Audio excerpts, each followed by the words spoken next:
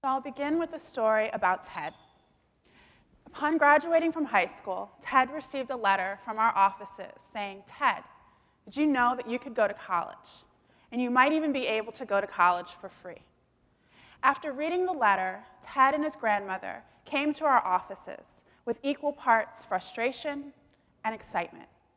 Frustration because why had Ted received this letter so late? What could he do now that it was August? Excitement because maybe now Ted could go to college. But the problem is bigger than just one student. While the situation and the letter may be unique, every year students graduate from high school uncertain of their options and how to pursue them. And it's even bigger than that.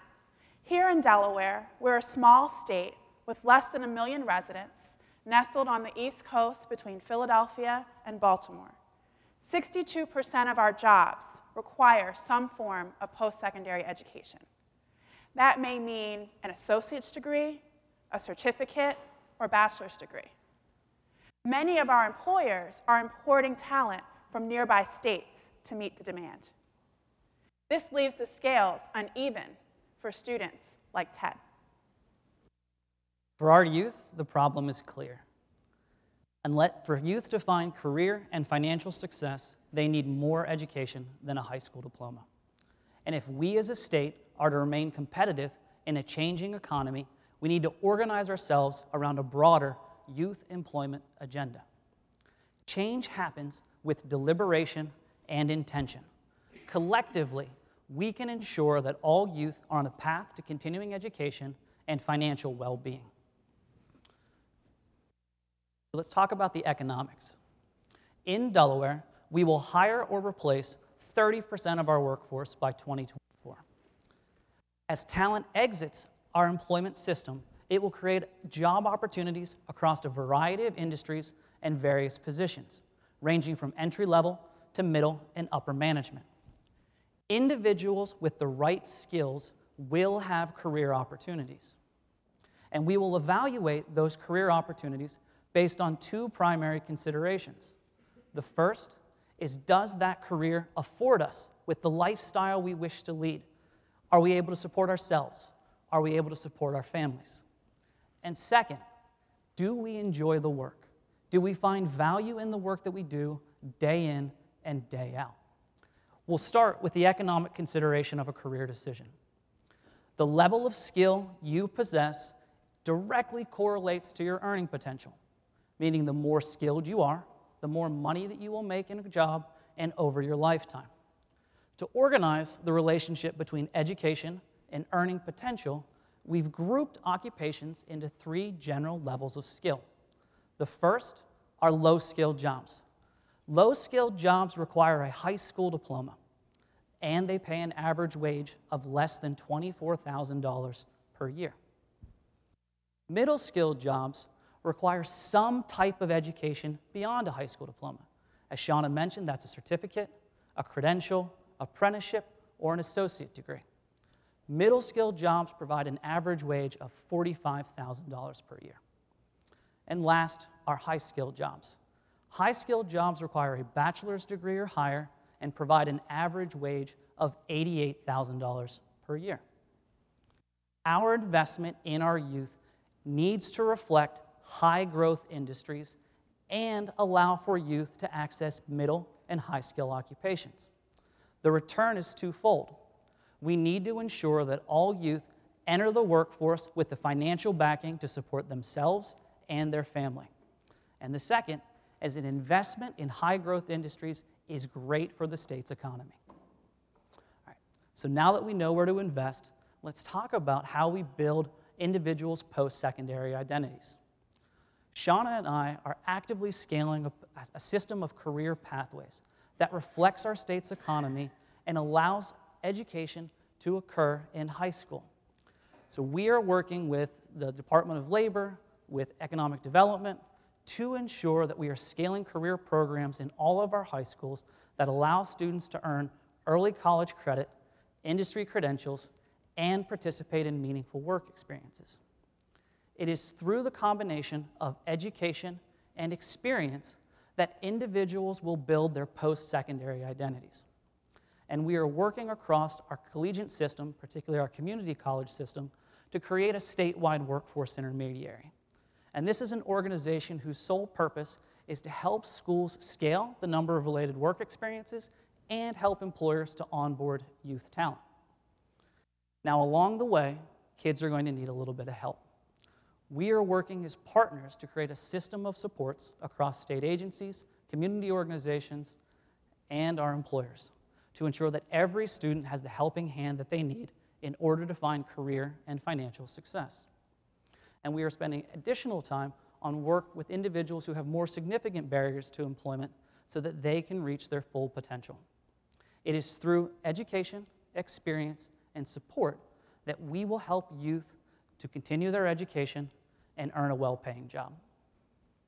So if 2/3 of our occupations require students to demonstrate what they know through the attainment of a post-secondary credential, we have to ask ourselves, are our students ready to attain those post-secondary credentials? And the answer is mostly no. 42% of the students who graduate from our high schools and enroll in college will require at least one remedial course. A remedial course is asking students to revisit content that they should have learned in middle and high school. For these students, a high school diploma did not equal college or career readiness. So to change this dynamic, we came together as a collective with the intention that every student should graduate ready to pursue those post-secondary credentials and enter our labor market successfully, and with deliberation to ensure that we were removing barriers for all students. We did this in 3 ways. First, students need to know what does it mean to be ready for college. So our colleges came together to set a common bar for students to understand what is college readiness. Students can do this through performance on their SAT, success in a dual enrollment class, or success on an advanced placement exam. As a state, we're providing funding for all of our 11th graders to take the SAT for free during the school day. Our high schools are providing the funding for all of our 10th graders to take the PSAT during the school day for free. Second, students like Ted need structure to help them make that transition from high school to their post-secondary identity. So our high schools are hosting events every year for all seniors to help them apply to college. Our colleges have waived the application fees necessary to get into their institutions and provide staff to support the events at our high schools. As a state, we're training the volunteers, we're marketing, and we're collecting data on the success of these events. So what are the results? 100% of the students who showed the readiness for college applied to college.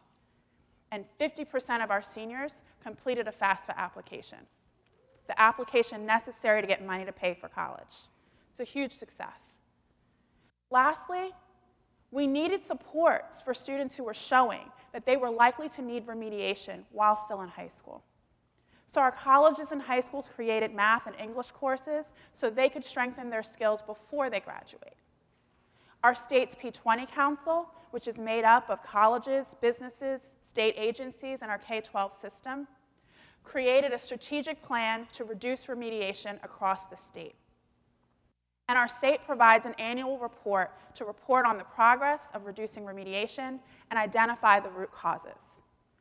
All of these structures help to even the scales for students like Ted and ensure that every student can graduate ready for college and ready to enter the labor market. So we began with a story, and we will end with a story. The young lady who's pictured is Beatrice Ramirez. Beatrice is a 2017 graduate of William Penn High School. She immigrated to the United States in 7th grade, not speaking English. When she enrolled in school, she felt isolated and often disconnected from her peers. That is until she found the culinary and hospitality management pathway at William Penn High School. It is in the kitchen that Beatrice found her calling. She parlayed her education into work experience with 2 Delaware employers, one under an executive chef and the second in a managerial capacity.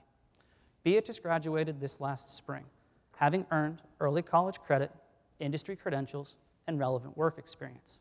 She is currently enrolled at the Culinary Institute of America, where she's pursuing a Bachelor of Arts. She receives more than $30,000 per year in scholarships. that she herself earned. Now, both Ted and Beatrice have unlimited potential. The difference in these two stories is the network of supports these individuals had to facilitate life beyond high school. Collectively, we can work together to ensure that all students are on a path to career and financial success. That is, if we are able to work together as peers through deliberation and with clear intention.